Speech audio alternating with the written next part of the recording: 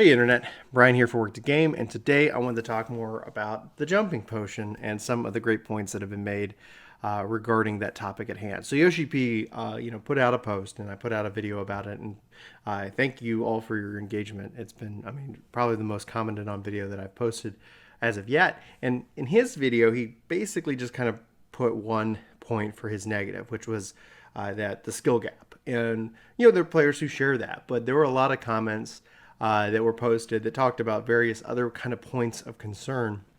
And I thought it'd be good to kind of round those up, put those together, maybe respond with some thoughts that I have on it. And then I was actually talking about this concept with my wife, Julie, who plays, and she actually had an interesting take and an interesting idea that she thought about what might help with the kind of the community to the concerns that were brought up by you guys. So everybody here who kind of posted on that. So I wanted to kind of break that down, put those comments together and bring them to you, and maybe either continue the discussion or just let it be as we move into FanFest 2016. So, okay. So first up, and again, with any of my Q&A videos, I'm going to probably completely mispronounce your name, so just bear with me. I'll do my best, and I apologize if if it's so far out in left field. Anyway, so Zoila writes, my issue is that I leveled all my jobs to 60, and from my perspective, it's not fair that someone can skip that time investment. If someone is not willing to put in that investment, they will probably be toxic and not stick around for long. Also, if the jump potion allows people to jump right into Stormblood, it's going to make my experience as an enfranchised player worse. And on launch day, the launch of Stormblood due to congestion, that barrier to entry made the Heavensward launch fairly smooth. Maybe instead of having early access tied to pre-order, make it a customer loyalty bonus. So I think actually you probably make a pretty fair argument. The concept of it being unfair, kind of unbalanced, does seem a bit to a point where it lessens the work that we've done. So I don't have all my jobs to 60, but I know that I'm very well on my way, and I work on it when I do. But for all my tanks, almost all my healers, my disciples of land, and most of my disciples of hands are all at 60, and so that's been an investment in my time and my gameplay experience. So there is a sense that if somebody came in with enough money, that they could feel like they could just jump and kind of reach our level of investment, especially when it comes to the various battle jobs that are in the system. So I don't really have a good counter argument for that. I can understand and equate that feeling, and essentially it's kind of where my wife came in with her idea of about maybe a way of also if they offer the system rewarding the existing player base. As to what that reward would be, I don't know. So the idea that we were kind of bouncing around is that I'm a legacy player, been around since 1.0. There are a lot of people who came in with 2.0 who weren't either aware or could play the game of 1.0, and so they're not necessarily legacy, but maybe giving an opportunity or some kind of pathway for existing and loyal customers to make their way into that kind of legacy status, which gives you the reduced subscription rate. So even if somebody could come in and buy a level 60, they would still need to put a lot of time and investment to get that benefit. And if not, a legacy reduced subscription, maybe a free, retainer or something along those lines, especially if somebody who is already legacy, who has been sticking, with the game for the last several years. So that's kind of the ideas that we were kind of bouncing around. So some kind of way to offset that, because we have been investing, we have been paying the subscription, we have been playing the game, and in the case of people who are on YouTube and various other means, and also inviting our friends, we are inviting people in to the game as well. So from that perspective, I completely relate to you in that degree. But looking at some of the numbers, so like outside of what they could do for the existing player base, looking at the kind of the numbers. So if you were to level all 13 jobs, like if you average out kind of like a month per job, more if you're more motivated, less if more or less if you're more of an average player, but you would look at and if you're paying kind of the base subscription of like $12.99 a month, for the most part, it's going to take you obviously like a year to pretty much hit all that. Now if a person wanted to come in and they wanted to pay for to have all their 60s, That would be, and assuming a cost of kind of $25, a potion, that would equate to $325, which if you break that down at the lowest subscription model, you'd be looking at a little over 2 years of subscription time to get all of that. That's quite a financial investment one way or another. Not saying that it lessens the burden or the, kind of the pain point that you feel. So I understand that completely. But for the most part, I think that your idea of that pre-order bonus regarding loyalty access, I think that makes sense. I think, I don't know if we'll get there, the business model, especially as a way to get people to pre-orders, to give them that early access.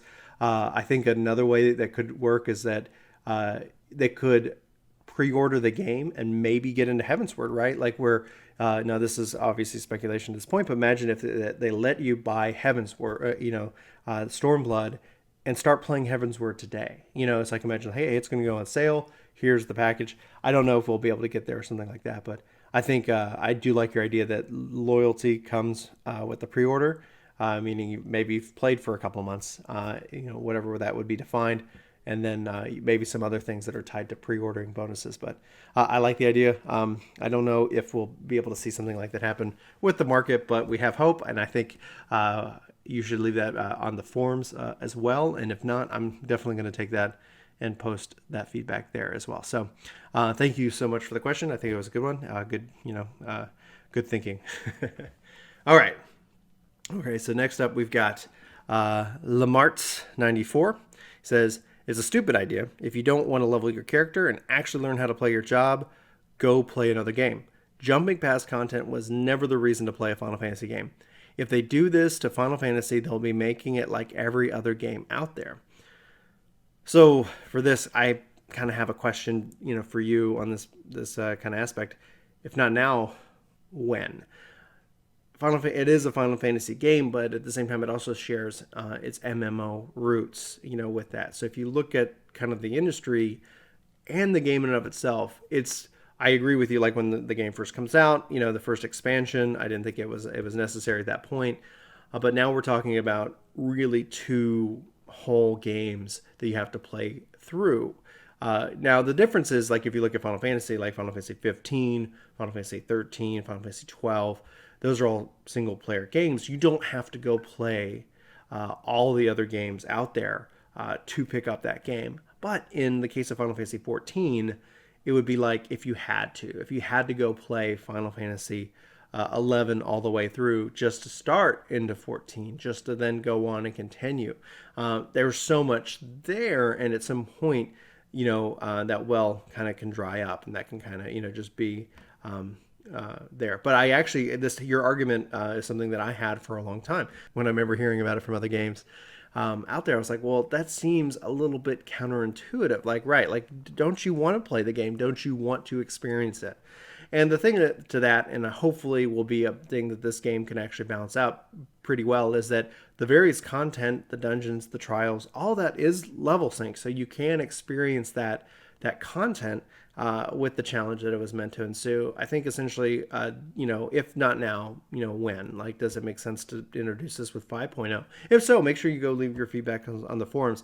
If you're completely adamant that it should never happen, well, at some point, the game will have a very difficult time attracting new players, and that is kind of the big key. The success and the reason why we, especially I would say the more enfranchised, just like the question before, enjoy the game, is because they are making continual investment in it. And from a business perspective, if they're not bringing in new players, eventually us as old players are going to go move on to other things. There's not going to be enough content, enough capital essentially to continue to keep the development that they're doing. So then we might not see new expansions. We might not see that. And we saw that with 11. You see that with some of these other MMOs out there. It's, you shouldn't, lessen your veteran players, but at the same time, you have to always be thinking, like, how can we continue to grow and entice and attract new players? And at some point, that can be difficult. Now, it'll be interesting to see. We can't travel through time and say whether, like, hey, here's the actual breakdown. But I would think that with the ability and with that option, that we will actually attract a bunch of new players who have been on the fence, who or might not have had the time, and yeah, they might play the game all the way through as it was meant to be played. But we're also, I think, to see the ability for veteran players to invite those of our friends who have yet to join the game or who want to come back and maybe come back with us and catch up. So it's a different type of business model. It's a different type business model. It's a different type of Final Fantasy. So yeah, if you're especially in a single player game, like if you might as well just hire somebody to play for you. It might be the same cost. I don't know. Anyway, so I feel you. I definitely shared that argument in the past with other games. But anyway, thanks for the comment. I appreciate it. Okay, moving on. All right. So AMB asks, or basically states, I think jumping potions are stupid, but I kind of see the point behind them. If you start to play Final Fantasy XIV right now, you would have to beat a MKNTHS worth of story to reach the end game and level up your classes to do those end game contents. A jumping potion will help. WoW actually has this system for a while, and it kind of works because the potion costs around $60. He or she thinks. But I think the system where the story isn't bound to level is better. Why not make ARR Heavensward and Stormblood story from the beginning, like you have a choice to choose which story you want to play first? If they go for the first, if they go for the potion system, I would like to see those people who use the potion be marked with a sign like the new player, like new players have, a little sprout next to the name. So we can see it and get used to it. I imagine a lot of people not knowing how to play their classes because of the jump might be pissing many people off because they don't know that it is a newbie in disguise beforehand. So I agree, especially with, I don't think I would want it to be a special icon that says, hey, this is a jumping potion person versus a newbie. Just give them the sprout. I think essentially people will put the pieces together, but having that sprout tied to the amount of game time that they've played. So whether it be 40 hours or 60 hours or whatever, shows, hey, you're at level 60 and you still have a sprout. Okay, let's help you out and let's come together as a community so that you can be a good player. Most likely that person's going to be heavily motivated. I don't know many people who want to go in and actually not do their best. And we've kind of talked about kind of the ideas that I've had on informing the player how they're doing, with a grading system, but we won't need to get into that here. But I kind of agree with the sentiment, like, from a cost perspective, but then also keeping them at that new player status, because that would help, because essentially if you have the expectation that someone who isn't new, you might be like, hey, why aren't you playing? Like, you've been playing this game for, what I assume 60 to 80 hours. You should have this down by now. But then having that sprout, actually, I see that people are like, oh, see the sprouts, go in and say, hey, let me help. How can I help you? Like, you got any questions? Welcome. We're really glad to have you. The Final Fantasy XIV community as a whole, the majority of them, I would just say really one of the best communities out there for the games that I've played online. So, I think that sounds like a decent and a legitimate idea to come across. Okay, so some Anon then asks or says, pay for the game, pay for the expansion, now pay not to play the game. What's next? Pay to get all the raid gears? So this is a very common argument, and I don't disagree with the sentiment. Like, if all of a sudden, hey, pay an extra $10 and now you don't have to, you're going to get your full set of gear. I think that would be very bad, very toxic for the game in and of itself. And the difference is that Final Fantasy XIV is still a subscription-based game, and I think that's actually one of the things that helps prevent some of these type of things that are happening in other games. Also, I think Yoshi-P really is a director who, kind of producer-director, who is got that player base in mind. He wants what the community wants, and he doesn't want that for the game. And I guarantee you that there's always business pressures. There's always things like, hey, this is successful. We've got millions and millions of players. How else can we bring in even more money? Because you're a business. It's the idea, the business exists to make money. That's the whole reason to exist as a business. But for this part, like, you look at what he's done, you look at how he rebuilt the game, you look at the fights that, that he's had to have, you look at what he's been able to do, and then you also look at what he's been able to do with what the budget that he has. At the end of the day, like, he's got a lot of really great ideas and what he wants this game to become. He even talked about, like, regarding kind of somebody who could be his successor in the interview video that I did. So he's looking for that, like, someone who's that passionate, who's got that vision for this, both the franchise but also this game as a whole. And I don't think he wants to see that happen. Is it possible that at some point down the line it could happen? Yeah, I mean, you could always see that kind of thing, and so we should always kind of be guarded against like that kind of model, and as a community, continue to inform that. I don't see this being that next step. I see this being an on-ramp to getting players involved and excited about the game. And the question, just the same as above, like, if not now, when? Does it 5.0 make the most sense to have this at that time so that people can, jump in, but then they're still jumping in? Or does it make sense to allow, instead of the jumping potion to come in at Stormblood, to let it come in at Heavensward, just to allow people to jump through that 2.0 story arc and go right into 3.0, and then they have to work their way through 3. What is that balance? What does that make the most sense? What's fair to new players and to continue to have a sustainable game, and at the same time what's fair to the existing player base, etc. So that's kind of the balance we're trying to, I guess, achieve. And I say we're in this in a loose term, as I have no stock options in the company, and no director level access yet. Maybe you can always email them for me, but we'll see. Okay, so that's my thoughts on that one. So then we got Ezra Scarlet, so a name I can pronounce, and unless they come back and say, nope, that's not how you say it. So for now, it's just they say work to game. For now, it seems like it's a start to pay to win. At the moment, it's pay to progress. But what if they enhance it in the future? That's the unknown X factor that I'm sure people will pay for skipping levels and skipping even boring quests to get to end game content. And so, yeah, that's, kind of like sandwiched above, and that's kind of why I put those together.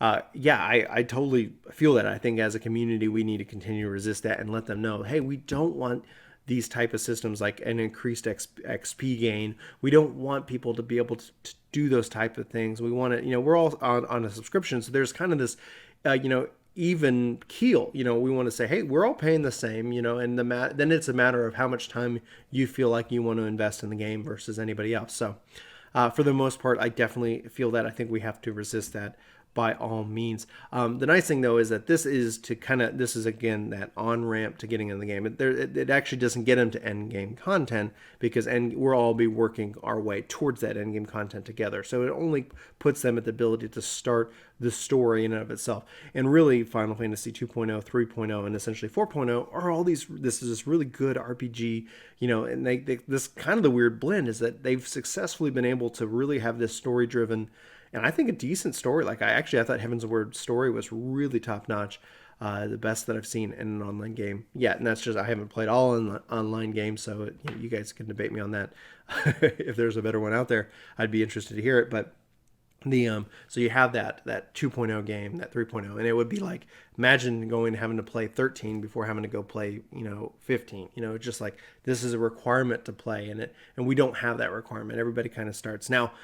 It's true that you don't start at level 1 and, at Stormblood. You start at, in this case, level 60, and you go from 60 to 70. So there is this bigger gap that's in 2.0 that takes you from 0 to 50, or 1 to 50, excuse me. And then essentially you have those 10 levels. But it's you're playing through this big story. You've got a lot of work to do to kind of progress. So anyway, I think it's good thoughts. I appreciate you chiming in.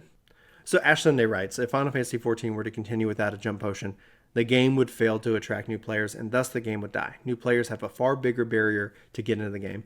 And this is pretty much Yoshi-P's point, spot on, is that the question then, that Yoshi-P is looking for is, if not now, when? Does it make sense to come out with the launch of 4.0? Does it make sense to come out at some point between 4.0 and 5.0, or with 5.0, etc.?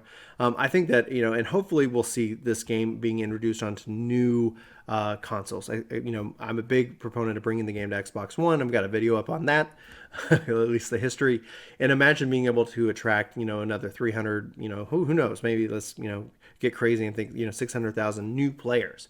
Yeah, maybe a lot of them are going to, play through, ARR and Heavensward. It's a really great game, but the other fact is that there is a subscription, and we do always, you run into that period where people could, legitimately burn out, and they might not be able to get to that content because they feel maybe, the grind is too costly for the subscription. But being able to come in, jump in, and then being able to then, play through the old dungeons and kind of learn the jobs, etc., would be beneficial. I think, though, that, again, if they bring people on, maybe before they're even allowed to participate in that, is that you have that Hall of the Beginner and Hall of the Intermediate. Hey, you've used this potion, you need to go do these kind of tutorial-esque systems just to help give you much more education, because the game, a part of the leveling, especially at the beginning of the early game, is to teach you these abilities, right? It's so that you're participating and learning how to use them and when to use them, so that hopefully we'll see the Hall of the Novice, and then eventually, because they even kind of teased it, the Hall of the Intermediate. That would be, I think, a valuable system that, hey, clear this, and then will allow you to queue up. Yeah, it's flagged that you've cleared it, but before that, make that a requirement to onboard that much easier, to kind of address that skill gap that players are naturally going to have. And the only difference is that if you had a player who's been away for a while, and maybe they're already at 60, but let's say they don't want to work through all the story of the 3.1 to 3.55, and they just did the story skip. Well, there's still going to be some adjustment, because we're all actually going to have some adjustment day one with the battle system changes that we're not completely positive of what they mean. It's just as going to be that there are changes, and so we're going to have to be ready for those. Okay, so Zoe writes again, is that the problem with this for a while now is that it's been looking like Square Enix cares more about new players than in franchise ones, and this would be another move towards catering to those new players. And yeah, like I've said it, I'm not an actual Savage Raider. I would like to be, if anybody on Sagratanis wants to group up on a time that works for my schedule. That's probably one of the big drawbacks. But it's like I'm trying to but not being a Savage Raider, I've always felt that it was a weird gap that you would have this really difficult content, and then you would have to wait 6 months for the next real difficult content. And maybe the game was designed so that there were natural breaks for players in mind, and that's great. Players can still take natural gaps. I just think that you would always want something stepping with each patch, like so it's something a little bit harder, something a little bit more challenging, something a little bit more mechanics driven or gear focused, etc. And so that's kind of the thing. And so if that's what you're kind of inferring, you and I think are on the same page with that. If not, just let me know what I missed. But yeah, I don't fault Square Enix for catering or caring about new players at all. Like that benefits us. That helps franchise players, people who've been around for a long time, win as well, because more players buying the game, paying for the game as well, shows Square Enix, hey, let's keep making investments in the game, and that's where we get our content. They're not gonna do this at a loss. They shouldn't do it at a loss. The amount of time and effort it takes in planning that has to go into these type of games is a lot. And so let's make sure that it works out for both parties. So bringing in new players, it shouldn't be the issue. But I guess essentially the appearance that, hey, we want a new player more than we want your play, your money, that, yeah, it's different. And so hopefully, and Yoshi-P kind of talked about it, and I'm hoping that we'll see that with even the odd number patches with the 4.0 cycle, that we're going to either get new content that's more challenging or another tier of content that is the most challenging for that, just to, whether it's just to have that something to seek after. I'm hoping we'll also see more alliance-based content, more 8-man dungeons, like just more, options for players to really get in and enjoy. So anyway, great comment. Thank you. And then essentially there was a little bit of a kind of a conversation going on between Zoila and Ash Sunday. So Ash Sunday was obviously like, well, it makes sense because, the game would die without it. So here's essentially what the conversation was. So Zoila, if you don't have time to play an MMO, don't play. If you don't have the time, don't play an MMO. It's that simple. And then the question then it comes, and I actually kind of chimed in on this, but Ash Sunday says, if it's not veteran or old veteran players that keep the game afloat. It's new blood. Vets will sub and unsub for a time. New players will bring in more money. One person picks the game up and invites his or her friends and so forth. Vets don't bring in many new players as other new players, especially in an MMO. And then some people have an hour to play, maybe a little more due to real life. Who are you to say that you can't play 14 due to being a productive person with responsibilities? These are the people who will keep the game afloat by spending more compared to someone who has no life. So no life gaming and only pays 15 a month. Too long didn't read. Casuals keep the game alive and functioning, not hardcores. Look to WildStar, who catered to the hardcore life, the no life crowd, and what happened to them. So actually, I kind of agree and disagree with both what's going on in this conversation. It's that the question is, well, yeah, if you want to, you can only pay or play an hour a month. Maybe an MMO really isn't your cup of tea. You're not going to be able to get advancement, and then at that point, if you're spending money to level up, still like an hour a month, you're just not going to get your subscription value. And that's actually one of the things that kind of helps with this the subscription is it does keep those type of players away, and not like we wouldn't want them, but more that it's just like it wouldn't be fair for them. They would actually probably become bitter. It's like, why have I spent so much money on a game that I have not been able to play? It would be the same for any offline game. Like if you go and spend $60, let's take Gears of War 4, and you only spend an hour with it, and then 3 months or 6 months down the line, you're like, well, what am I doing? Like I haven't played this game, but I spent so much more money on it. But the concept, though, is that there's this versus casual versus hardcore. Like, what actually defines a casual player? What actually defines a hardcore player? If you can play an hour, a day, well, some people might consider that pretty hardcore. Maybe the 1 hour a month crowd might be like, wow, you really got a lot of time to do that.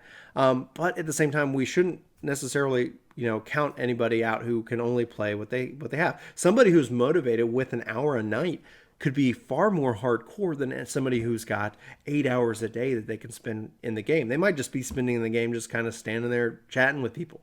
But somebody who's, hey, I got an hour to play tonight. I am going to run these dungeons. I'm going to do this roulette, and then I'm going to do this, and then I'm going to sign off because that's the time that I've got. So it's there's this, people kind of fall into we kind of throw around these terms, casual, hardcore, hardcore, casual. Filthy casuals, filthy, it's like, I guess ignorant hardcore. I don't know. But for the most part, these are kind of just labels that really don't kind of really define the true differences out there. Like I would say the motivated versus the unmotivated, because, somebody who, might not have a lot of time can actually maximize their time with this game and be able to make really good progress. Like you look at the system, especially with the capping of the weekly tomes right now in scripture. Well, you can hit that cap and somebody who's hyper motivated or somebody who we would consider a hardcore player might hit that cap in 2 days. Well, they can't, well, then they got to go do other things. Well, somebody who might only have an hour or two, or maybe let's just say like a couple hours a week, 5-6 hours a week to play, they also could hit that, they could hit that cap. It's just all a matter of motivation. So, I don't like the idea of the hardcore casual kind of thing. I think essentially you have those players who are, like what would be typical or traditional hardcore, and they motivate casual players, like being able to see that gear, to have that, gear lust is what I've heard it described on, elsewhere, it's like, hey, like, how can I get that? That looks cool. What did it take to do that? Okay, well, that, what, I'm going to set that as a goal and I'm going to work towards it. So, I don't feel like, it makes the most sense to kind of enfranchise or battle at people, because there'll be plenty of hardcore players who come in with a jumping potion. And statistics from, especially from Korea and China, show that fact. There are plenty of hardcore players that are coming in with the system, and it's just a matter of motivation. And so, people could come in, spend the money, and go. Thanks for the money, I guess. But my hope is, and this is, I'm an optimist. Surprise. My hope is that we're going to see this as being a way that we can attract really good and fun players and make new friends and develop, the community and grow the community. There's going to be growing pains. Absolutely. Can't blame anybody. And I think the arguments regarding the fairness of it, the investment in time that we've made, and so forth, that does, sit true. Like, hey, like, well, why didn't I just kind of go do something else and come in? But there's also other people who might not have had the ability to play, and they've just now saved up for a PS4, or they've just now got a computer that can play this kind of game. And it's not necessarily their fault that they couldn't have joined us 4 years ago. Maybe they weren't old enough to buy the game. Maybe they didn't have that job. Financially, there's all kinds of factors that we don't know. And so my hope is that I want to be able to welcome these new players with open arms. I think that as a YouTuber, that gives me the opportunity to make guides and to answer their questions and kind of do essentially what I do in game, which is help people out. I think that's kind of just been one of the things that I've done for many, many years now. So anyway, I know this is a hot topic. I know that maybe if you're not watching this point, but you're watching earlier, you might disagree with me, or I might have, there might be another argument out there that I missed. But please feel free to let me know in the comments below. Also, especially with any kind of topic that can be controversial or heated, please be respectful for one another. I want to make sure that this is a place that we can share ideas, we can bounce ideas, and they might not always be the best ideas, but it's important that we respect each other, because we have a level of anonymity that's with the internet, but it's our choice. So I want to try to make sure that we have a good time and talk about this game that we love. Everybody I think here who's posting loves Final Fantasy. It'd be strange if somebody was like, I've spent 200 hours and I hate Final Fantasy, but I can't, I got to complain about something.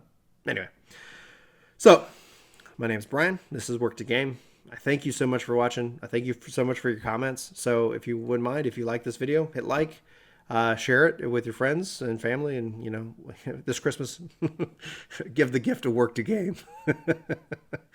All right, sorry about that. Anyway, so until next time, I hope you have a great day. Take care.